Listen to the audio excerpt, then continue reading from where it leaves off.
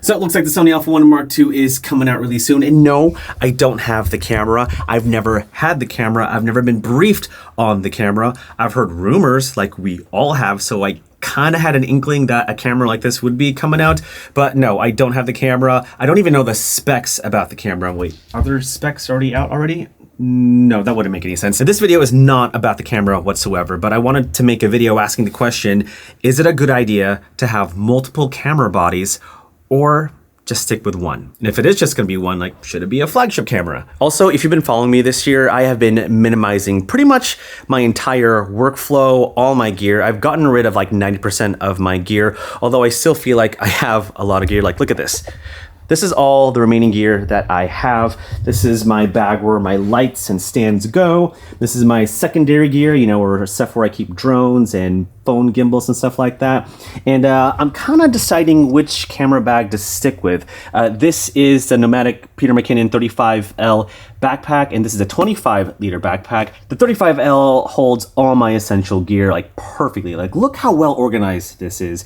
But I do love traveling with the 25L much better. So I'm trying to ask myself the hard question, like, do I actually need all this? Like, do I need any of this at all? Do I just stick with just one bag for all my essential gear? Maybe just get rid of half the stuff and keep my essential gear in the smaller bag. I don't know. But it's been really cool getting rid of gear that I actually don't need. And so now I'm kind of asking myself the question, like, do I actually need two cameras or can I just stick with one? But I wanted to go through the pros and cons of owning multiple camera bodies versus owning just one camera body. Also, just realized I'm wearing a white shirt. That's a white wall, so color grading is gonna be fun. But I've gone through seasons where I've owned multiple camera bodies, and I've gone through seasons just having one camera body, and I found pros and cons for both. And I think it depends on the type of creator you are or the type of work that you want to do. For example, I used to shoot weddings, and so having multiple camera bodies was essential, especially if it was the same camera body, because there could be an instance where you might drop the camera or the camera gets wet. By the way, have you seen those videos where wedding photographers would like do their thing, but they'd fall into a pool or like a water fountain?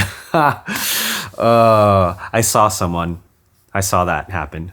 That was not nice. It was a little bit funny, but wasn't nice. And so yeah, in those instances, if you're doing professional work, owning multiple camera bodies is essential. The cons to owning multiple camera bodies, however, is that it's pretty costly. It's gonna cost a pretty penny to own two Sony FX3s and multiple lenses. But if you're doing high-end professional work or just professional work in general, it's a pretty good investment. It's just gonna cost you. But in terms of being a content creator, a solo photographer, solo filmmaker, a YouTuber, does owning multiple camera bodies really that beneficial? I don't know anymore. Story time. So earlier this year, I dropped and broke my Sony a7R5.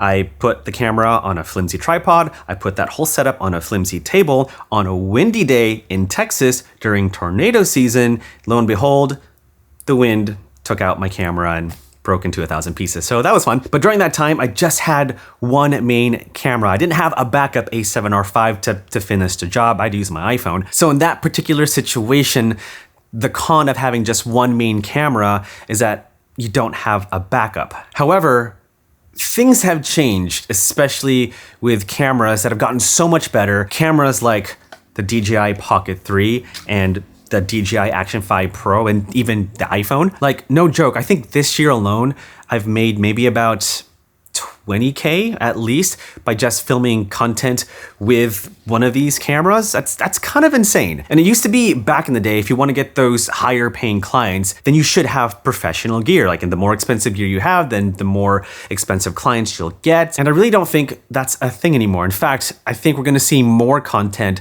shot on a Pocket 3 or an action camera or on a smartphone while retaining those typical client fees. And so if I got rid of one of my cameras, I think I'd be totally fine next year in terms of client work, because I have cameras like the Pocket 3 and the Action 5 Pro and my smartphone to finish the job. Isn't that crazy? Like, how times have changed. It's wild. It's crazy, but also kind of cool to see where the market is shifting, you know? Like, nowadays, brands and people in general want to see more genuine content. They want to see the not so professional lighting. They want to see 30 frames per second video. Oh, gross. It just brings it back down to pure storytelling, and I think that's so cool. And also for those of you that want to become content creators, it takes the pressure off having to buy the most expensive gear, you know? Like if you wanted to start today, like you could just get a Sony ZV-E10 Mark II and the kit lens, the 16 to 50. You could use that to create content and then use your smartphone as your backup secondary camera. And it's just so fascinating how everything is changing. Like it's kind of crazy,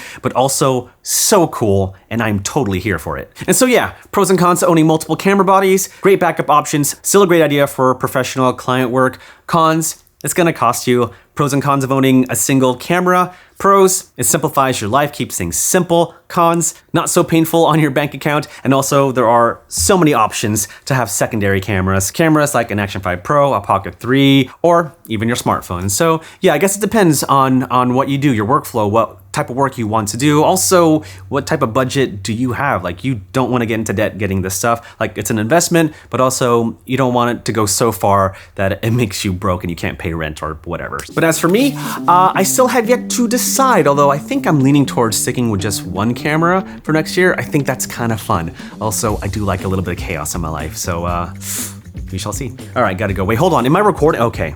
I thought I wasn't recording, but I was, so woo, thank goodness for that.